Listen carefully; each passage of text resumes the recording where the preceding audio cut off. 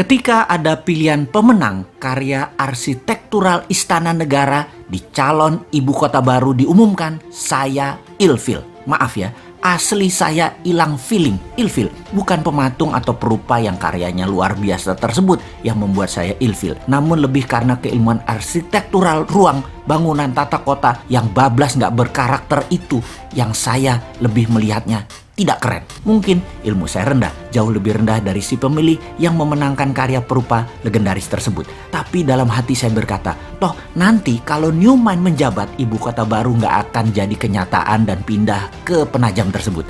Terlalu mahal, tidak efisien, pemborosan, dan tidak berdampak dalam ekonomi makro dan mikro memindahkan pusat pemerintahan ke daerah baru yang virgin tersebut. Saking perawannya, sampai-sampai nggak ada sejarah napak tilas wilayah tersebut yang pas untuk storytelling ke anak cucu akan rencana ke depan pantas ibu kota pusat pemerintahan itu berada di lokasi Penajam tersebut. Kalaupun ada, perlu jangka yang sangat panjang. Bahkan banyak pengamat pertahanan yang berkomentar bahwa lokasi tersebut tidak memiliki kelayakan untuk dibuat ibu kota negara superpower, menggeser pusat pemerintahan ke arah wilayah yang defenseless atau sulit dijaga karena banyak infrastruktur pertahanan dan keamanan yang belum siap, membuat berbahaya ibu kota berada di lokasi tersebut. Jadi pastinya karya arsitektural tadi nggak akan dilanjutkan oleh Newmind kalau nanti berkuasa. Bener deh, kalau hanya membangun komplek perkantoran mungkin desain tadi masuk, namun membangun ibu kota, masa kayak membangun kota Alam Sutra, Serpong, BSD, Pantai Dakapuk, gitu sih modelnya. Membangun pusat pemerintahan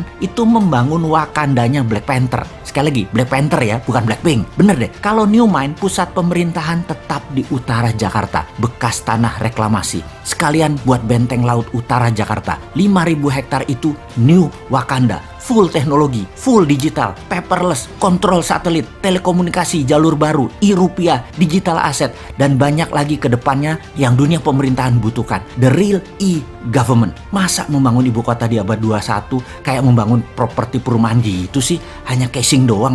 Malu-maluin aja nih bernegara kalau begini. Kembali ke lokasi Penajam. Apa yang kita lakukan oleh Newmind? Tetap dibangun dan pasti dibangun oleh Newmind, namun dijadikan seperti kota Seattle. Penajam akan jadi Seattle-nya Indonesia, yaitu pusat perekonomian high-tech. Kalau sahabat ke kota Seattle di Amerika, kota ini benar-benar by design. Pusat teknologi seperti Boeing, Starbucks, dan banyak lagi infrastruktur ekonomi mendukung kota tersebut. Strategi ibu kota ke Penajam jauh dibandingkan dengan strategi membangun kota Seattle. Nggak sedetail Seattle. Jadi nggak usah dilanjutin deh Penajam. Sementara Seattle tuh hanya kota loh, bukan pusat pemerintahan sebuah negara besar. Lalu Newmind bagaimana rencana untuk Penajam tengahnya Indonesia itu? Pertama, membangun pelabuhan laut dan bandara dengan 3 airstrip. Besarnya bandara tersebut adalah untuk 100 juta kapasitas penumpang per tahun. Kemudian swasta besar dunia dikasih fasilitas untuk membangun di sana tanpa pajak selama 25 tahun. Beri tax holiday di sana. Yakin pasti Disneyland akan membangun di sana. Universal Studio akan bangun di sana. Bangun pusat hiburan dan MICE di sana. Pusat kesehatan seperti di Penang, Malaysia dibangun di sana. Pusat kesehatan yang murah, efisien, dan dokter serta semua sarana kesehatan terbaik ada di sana. Semua warga tinggal di sana selama 10 tahun tidak bayar pajak di kota baru Penajam. Bisnis tidak bayar pajak selama 10 tahun. Apapun mulai dari yang kecil-kecil hingga pabrik mobil, pesawat terbang, pabrik kapal laut, dan lain sebagainya free tax.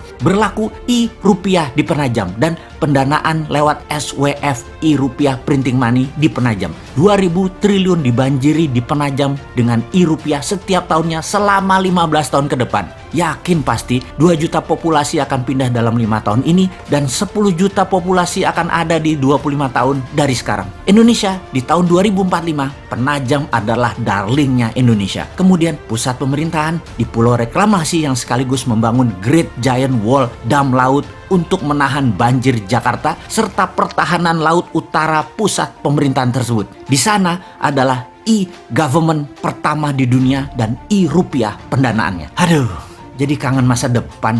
2024 kok masih jauh ya.